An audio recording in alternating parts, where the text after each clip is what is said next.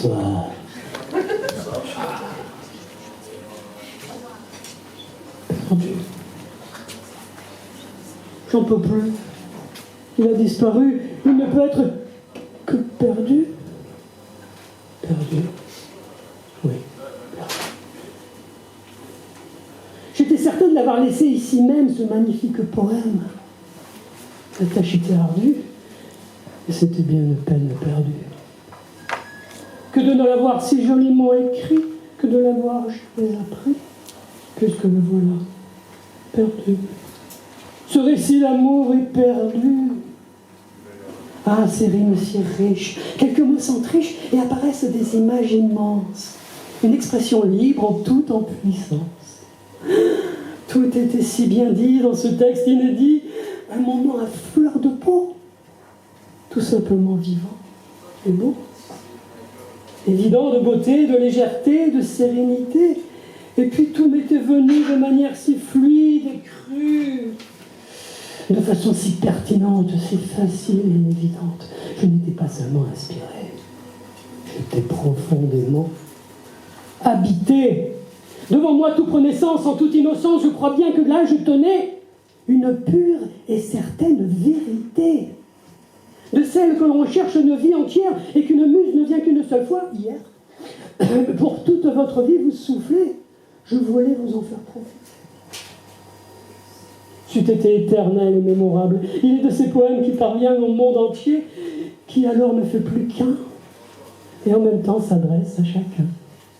Et se glisse dans le creux de l'oreille tout bas, que l'on croit qu'il n'a été écrit que pour soi, que l'on sait déjà dès la première fois, qu'au grand jamais on ne l'oubliera.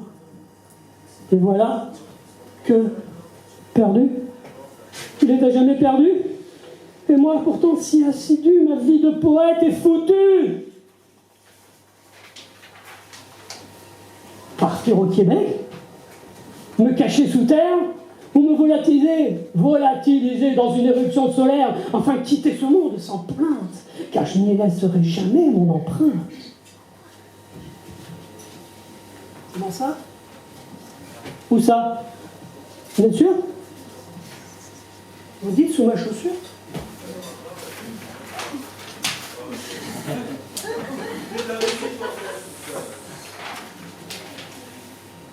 Oh, mais ce n'est qu'un vulgaire papier chiffonné, sale, collé, et puis... Bien, si vous insistez, je regarde. Voyons voir, qu'est-ce donc que tu me regardes? Ce serait mon texte, ce brouillon mal fait. Ouais, disons que cela y ressemble, en effet. Que voulez-vous que je vous dise? J'en suis ravi. Mais aussi que je le lise. Non, il ne me reste que trop peu de temps pour vous le dire, disons correctement. Ce serait gâché, honnêtement. Et puis vous en savez déjà trop maintenant. Sur ce qu'il y a dedans, évidemment, il n'y aurait plus de surprise, clairement. Puis vous seriez perdu. Sans voix. Et puis c'est mon poème. Perdu. À moi. C'est mon poème perdu. Définitivement perdu.